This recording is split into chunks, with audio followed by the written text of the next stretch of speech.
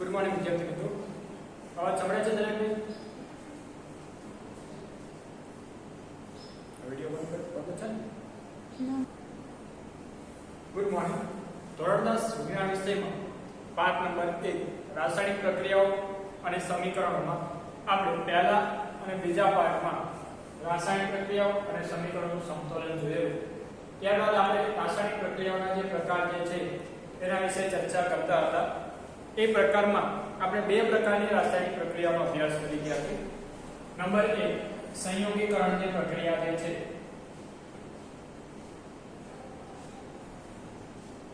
એનો અભ્યાસ આપણે કરી લીધો કે સંયોગીકરણ પ્રક્રિયા કોને કહેવાય. તો સંયોગીકરણ પ્રક્રિયાને આપણે પુનરાવર્તનમાં લઈ લઈએ તો જ્યારે ફક્ત એક જ પ્રક્રિયકમાંથી ઘણા બધા પ્રક્રિયકમાંથી પ્રક્રિયા થાય અને ફક્ત એક જ નિપજ મળે ત્યારે કહેવાય એને સંયોગીકરણ પ્રક્રિયા. એટલે કે પ્રક્રિયક બે અથવા બેથી વધારે હોય જ્યારે નિપજ મળે કેટલી હોય એક અને માત્ર એક જ, એવી પ્રક્રિયાને કહેવાય સંયોગીકરણ પ્રક્રિયા. નંબર 2 પણ આપણે જોઈએ ઉષ્મા ક્ષેપક પ્રક્રિયા. આના પણ આપણે ઉદાહરણ જોયેલા. કેટલીક પ્રક્રિયાઓ જ્યારે થાય છે ત્યારે એમાંથી ઉષ્મા નીકળે છે, ઉષ્મા ઉત્પન્ન થાય છે નિપજમાં. નિપજ તો મળે જ છે, એની સાથે સાથે ઉષ્મા પણ ઉત્પન્ન થાય છે. તો આવી જે પ્રક્રિયા જે છે એને ઉષ્મા ક્ષેપક પ્રક્રિયા તરીકે ઓળખવામાં આવે છે. આવી પ્રક્રિયાઓના આપણે કેટલાક ઉદાહરણો જોયેલા, જેમ કે મેગ્નેશિયમની પટ્ટીનું દહન, કડી ચૂનાને પાણીમાં ઓગાળવો અને ત્યારબાદ જે ઉષ્મા ઉત્પન્ન થાય છે એની વાત આપણે કરેલી. તો આવી જે પ્રક્રિયાઓ જે છે એને ઉષ્મા ક્ષેપક પ્રક્રિયા તરીકે ઓળખવામાં આવે છે. આ ઉપરાંત કેટલાક ઉદાહરણ આપણી પાઠ્યપુસ્તકમાં આપેલા છે, એ પણ જોઈ લઈએ. જેમાં નંબર 1 છે કુદરતી વાયુનું સળગવું. કુદરતી વાયુ એટલે કે જે મિથેન જે છે એને કુદરતી વાયુ તરીકે ઓળખવામાં આવે છે. CH4 આને કહેવાય મિથેન. યાદ રાખજો, એક માર્કનો પ્રશ્ન છે. મિથેનને કહેવાય કુદરતી વાયુ. કુદરતી વાયુનું સળગવું એટલે કે CH4 નું જે દહન થાય ઓક્સિજનની હાજરીમાં, એ પ્રક્રિયા પણ ઉષ્માક્ષેપક પ્રક્રિયા છે. કઈ રીતે આપણે જોઈએ તો CH4 વત્તા ઓક્સિજનની હાજરીમાં એનું શું થાય છે દહન, એટલે એને સળગાવવામાં આવે છે ત્યારે બને છે કાર્બન ડાયોક્સાઇડ અને પાણી. તો આ પ્રક્રિયામાં જુઓ તમે, જ્યારે કોઈ પણ પ્રક્રિયામાં ઓક્સિજનની હાજરીમાં કોઈ વસ્તુને સળગાવવામાં આવે તો એની સાથે સાથે ઉષ્મા પણ મળે છે, ગરમી મળે. કોઈ પણ વસ્તુ સળગે એટલે શું બને? એમાંથી ગરમી તો મળવાની જ, તાપમાન વધવાનું જ. તો આ પ્રક્રિયામાં નિપજની સાથે સાથે બીજું શું મળે છે આપણને? ઉષ્મા પણ મળે છે. તેથી આવી પ્રક્રિયાને કહેવાય ઉષ્માક્ષેપક પ્રક્રિયા. આનું પહેલું ઉદાહરણ આપણે જોયું. બીજું ઉદાહરણ જોઈએ. બીજું ઉદાહરણ છે કે શ્વસનની જે પ્રક્રિયા જે છે એ પણ ઉષ્માક્ષેપક પ્રક્રિયા છે. આ શ્વસનની પ્રક્રિયા કેવી રીતે ઉષ્માક્ષેપક છે જોઈએ. C6H12O6 આને કહેવાય ગ્લુકોઝ. શ્વસનની પ્રક્રિયામાં શું થાય કે ઓક્સિજન જે આપણે લઈએ છીએ એ ખોરાકના ગ્લુકોઝ ઉપર એટેક કરે, એટલે એની સાથે પ્રક્રિયા કરે. ઓક્સિજન આપણે શ્વસનમાં લીધો O2, એ શું કરશે? ગ્લુકોઝ સાથે પ્રક્રિયા કરશે. પ્રક્રિયા કરીને શું છૂટું પાડે? તો આ જ્યારે પ્રક્રિયા થાય છે ત્યારે જે બને એમાં બને છે કાર્બન ડાયોક્સાઇડ, પાણી અને ઊર્જા CO2.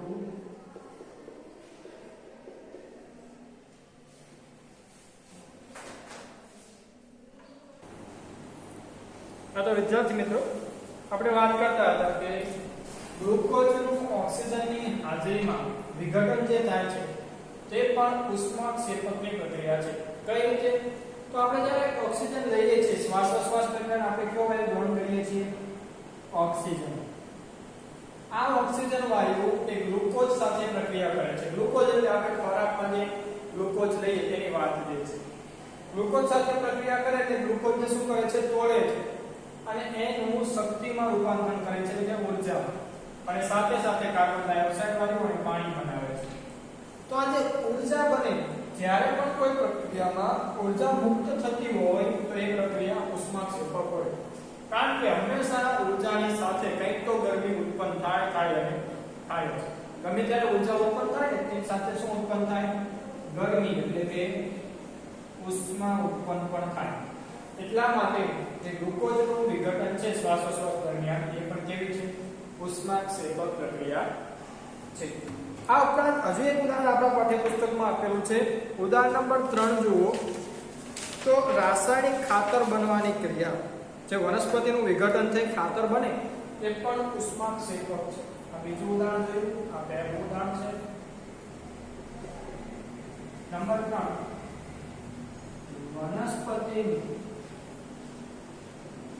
વિઘટન થઈ ખાતર બનવું. વનસ્પતિનું વિઘટન થઈ ખાતર બનવાની જે ક્રિયા જે છે તે પણ ઉષ્માક્ષેપક પ્રક્રિયા છે. આ તમારે સમજવું હોય તો તમારે કોલસાને સમજવું પડે. કોલસો કેવી રીતે બનેલો છે? કોલસો બનાવવા માટે કરોડો વર્ષો સુધી જે જંગલો હતા એ જમીનમાં દટાઈ ગયા. જંગલો ક્યાં ગયા? જમીનમાં દટાઈ ગયા. હવે જંગલો દટાઈ ગયા એટલે એનું લાકડું વર્ષો સુધી જમીનમાં સડતું રહ્યું અને અંતે એમ શું બની ગયું? કોલસો બની ગયો. તો કોલસો બની ગયો એટલે સળવાથી શું થયું? અંદર ગરમી ઉત્પન્ન થઈ. જમીનમાં શું હોય? ખૂબ જ વધારે ગરમી હોય. તમે ખાડો ખોદો અને પછી થોડા ઊંડે સુધી જાઓ તો તમને અંદર ગરમી વધારે અનુભવો. તો વનસ્પતિનું વિઘટન ખાડામાં કોઈ તમે ખાડો ખોદીને એમાં વનસ્પતિના પાંદડા ફળ કોઈ બધું નાખી દો અને થોડું માટી વળીને દબાવી દો. થોડાક સમય પછી આપણે ખાડો બહાર કાઢીશું તો એમાંથી જે વનસ્પતિનું ખાતર બનેલું છે એ ખાતર ગરમ હશે. કારણ કે જમીનમાં ગરમી જે છે એના કારણે આ ખાતરનું વિઘટન થાય છે. વનસ્પતિનું વિઘટન થાય છે, કોહવાય છે. અને આ પ્રક્રિયા દરમિયાન શું ઉત્પન્ન થાય છે? ઉષ્મા ઉત્પન્ન થાય છે. માટે આ પ્રક્રિયા પણ ઉષ્માક્ષેપક પ્રક્રિયા તરીકે ઓળખવામાં આવે છે. તો આવી રીતે 3 ઉદાહરણ આપણે જોયા ઉષ્માક્ષેપકના, અને આની પહેલા પણ 2-3 ઉદાહરણ આપણે જોયા. આવી જે પ્રક્રિયા છે કે જે નિપજની સાથે સાથે ઉષ્મા આપે એને કહેવાય ઉષ્માક્ષેપક પ્રક્રિયા. 2 પ્રક્રિયાઓ આપણે જોઈ, સંયોગીકરણ અને ઉષ્માક્ષેપક. આમાં તમને વ્યવસ્થિત સમજાઈ ગયું હશે. સાવ સહેલી પ્રક્રિયાઓ બંને હતી. હવે નવી પ્રક્રિયા તરફ આપણે આગળ વધવાનું છે. પ્રક્રિયાનો ત્રીજો પ્રકાર વિઘટન પ્રક્રિયા.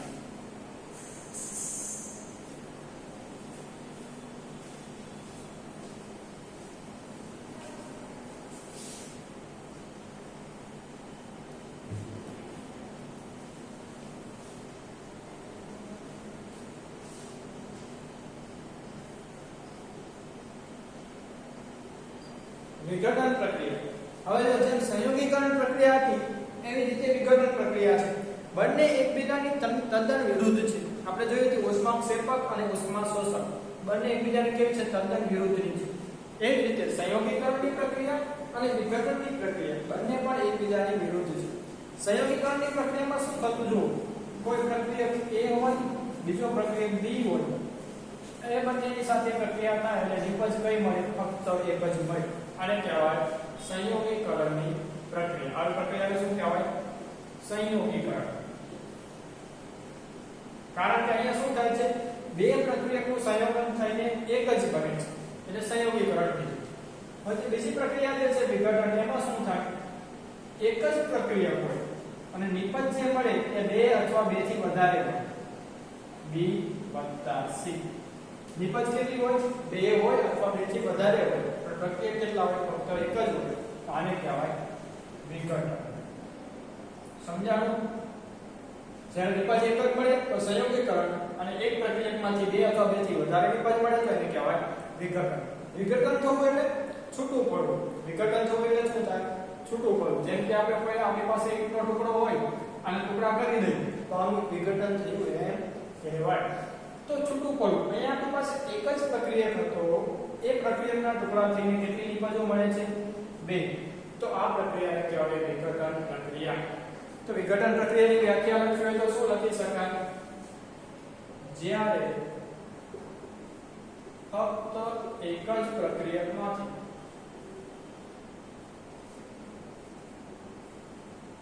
પ્રક્રિયા થઈ 2 અથવા 2 થી વધારે નિપજો મળે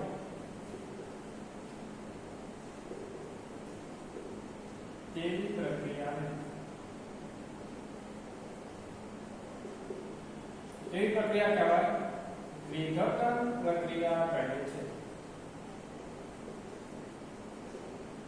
જ્યારે એક જ પ્રક્રિયકમાંથી બે અથવા બે થી વધારે નિપજો મળે ત્યારે એ પ્રક્રિયાને વિઘટન પ્રક્રિયા તરીકે ઓળખવામાં આવે છે.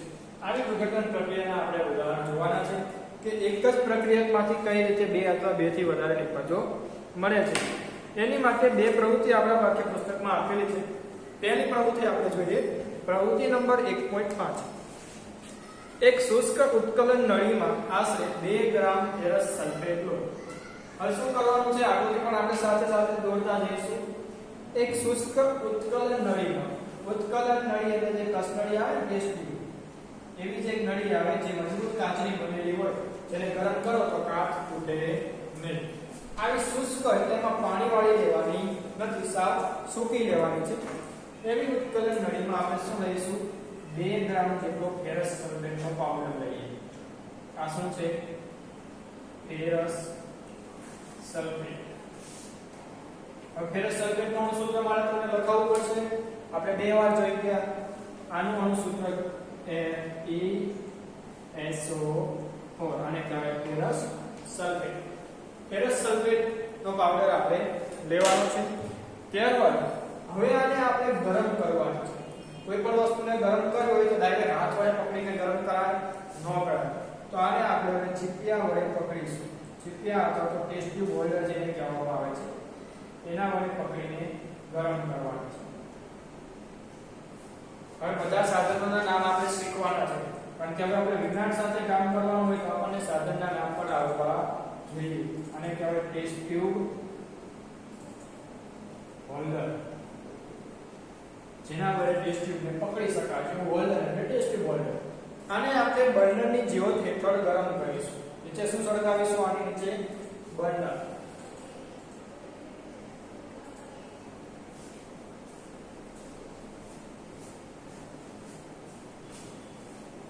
આને ગરમ કરો. કોને ગરમ કરવાની છે, જેમાં આપણે 2 ગ્રામ ફેરસ સલ્ફેટનો પાવડર લીધો, એક ઉત્કલન નળી, અને ક્યાંક ઉત્કલન નળી,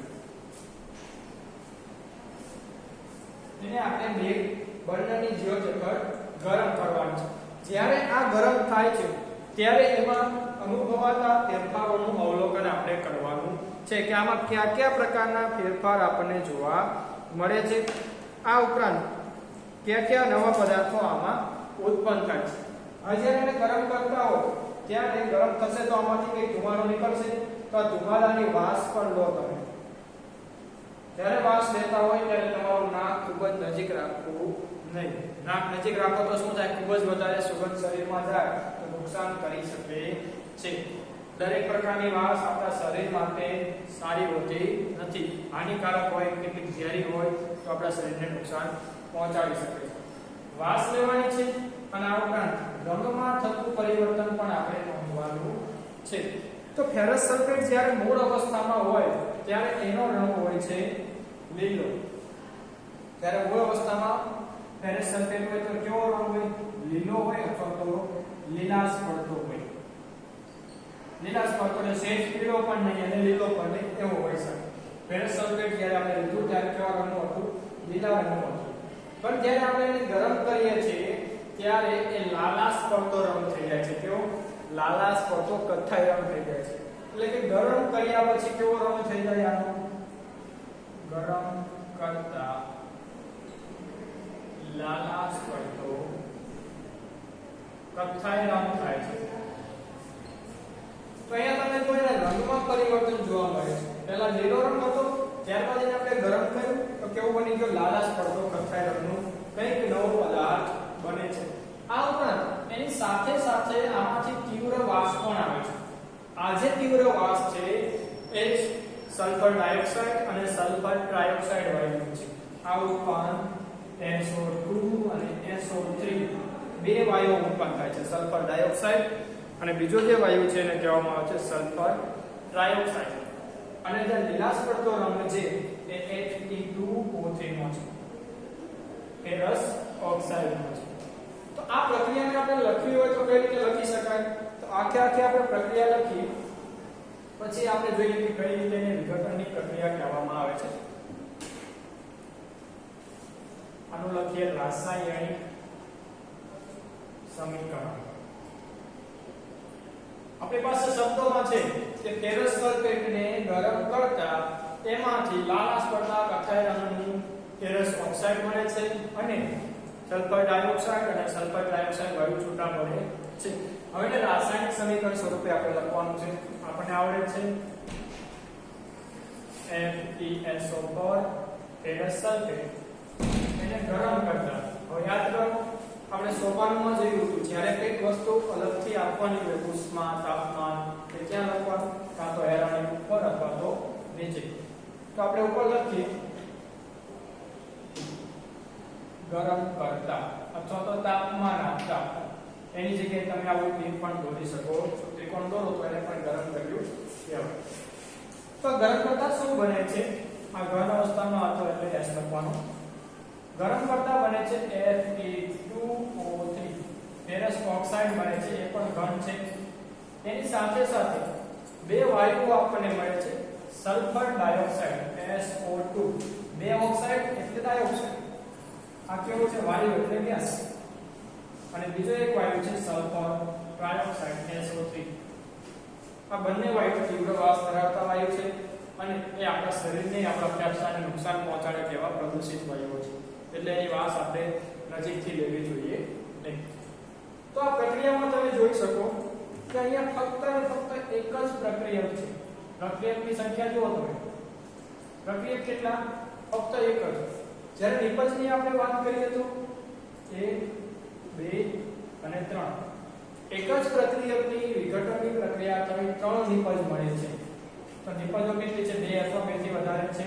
તો કે આ જ્યારે પ્રક્રિયક એક જ હોય અને નિપજો 2 અથવા 2 થી વધારે હોય તો તેવી પ્રક્રિયાને વિઘટન પ્રક્રિયા તરીકે ઓળખવામાં આવે છે.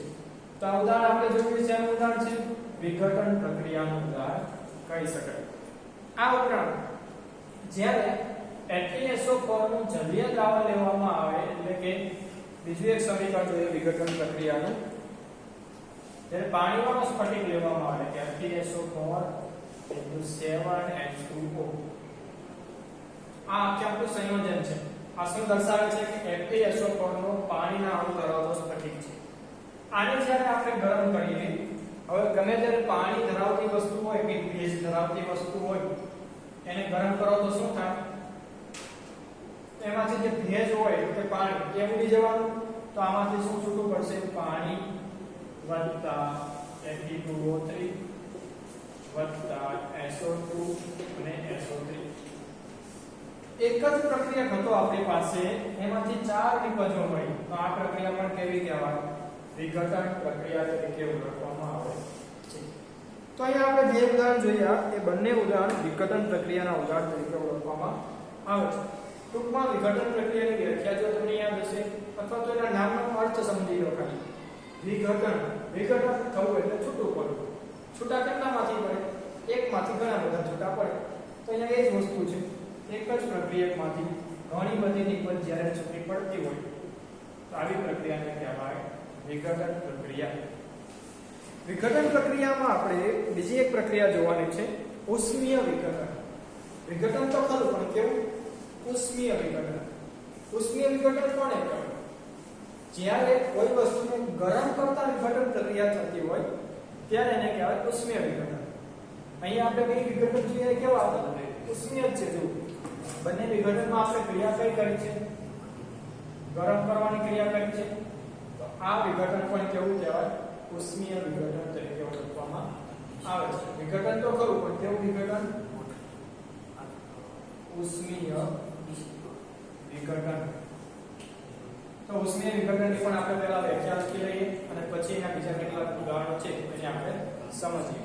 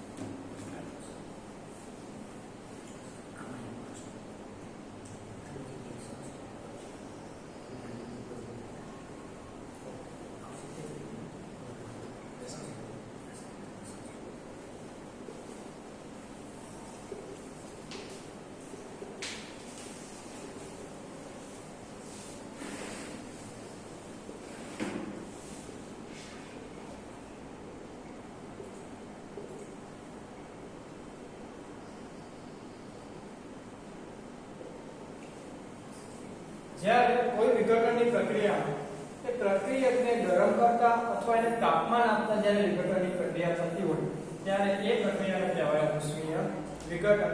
એના ઉદાહરણમાં તમે આ બે ઉદાહરણ પણ લખી શકો છો. અને ઉષ્મીય વિઘટનનું હજુ એક આપણે ઉદાહરણ જોઈએ, ત્રીજું ઉદાહરણ, જેમાં ચૂનાનો પથ્થર એટલે કે CaCO3, ચૂનાનો પથ્થર, એને આપણે ગરમ કરીને એનું વિઘટન કરવાનું છે. આને જ્યારે ગરમ કરવામાં આવે ત્યારે એર આપણે શું લખીશું, આપણે ગરમ કરવું એટલે કે ગરમી આપવી અથવા તો ઉષ્મા આપવી. તો ત્યારે આમાંથી બને છે CaO વત્તા કાર્બન ડાયોક્સાઇડ વાયુ છૂટો પડે છે. આપણે તો પહેલા જે પ્રક્રિયા શીખેલા કેવી હતી, CaO કેલ્શિયમ ઓક્સાઇડ નું કાર્બન ડાયોક્સાઇડ સાથે પ્રક્રિયા કરાવતા બનતું હતું CaCO3. હવે આ ઉલટું કરવાનું છે, આને ગરમ કરવાનું છે ચૂનાના પથ્થરને, અને એમાંથી વિઘટન થાય છે.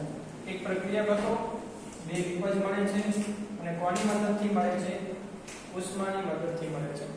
તો આ પ્રક્રિયાને પણ ઉષ્મીય વિઘટન પ્રક્રિયા તરીકે ઓળખવામાં આવે છે. આમાં પણ તમે જોઈ શકો છો કે ઉષ્માની મદદથી વિઘટન થઈ રહેલું છે. તો આવી જે પ્રક્રિયા જે છે એને ઉષ્મીય વિઘટન પ્રક્રિયા તરીકે ઓળખવામાં આવે છે. હજી એક વિઘટન પ્રક્રિયાનું ઉદાહરણ આપણે પ્રવૃત્તિ દ્વારા જોઈએ.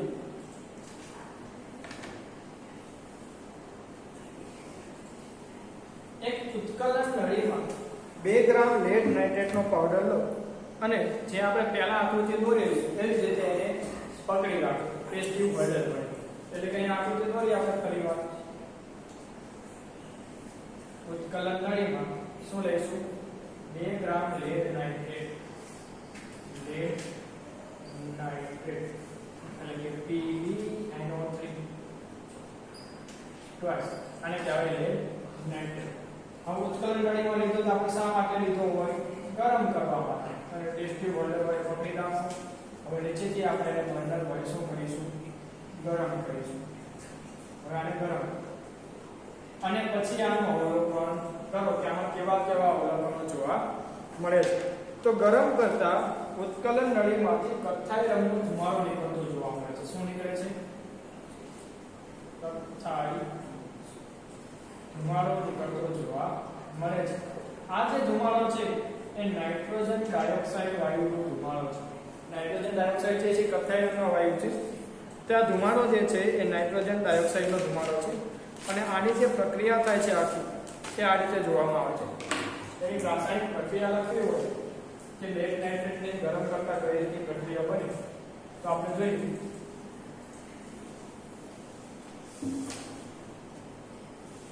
PbNO3 twice